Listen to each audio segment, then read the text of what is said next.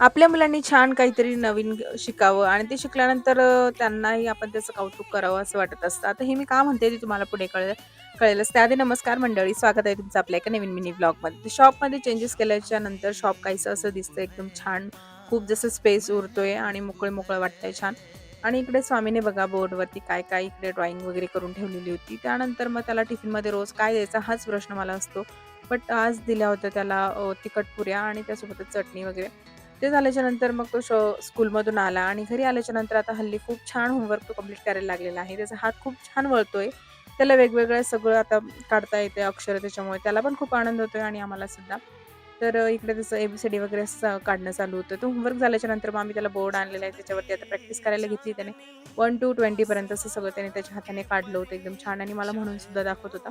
तर अशा गोष्टी नवीन-नवीन केल्या ना त्याला पण खूप आनंद मिळतो आणि मला सुद्धा. चला तर मग आता भेटूया नेक्स्ट व्लॉगमध्ये. तोपर्यंत बाय.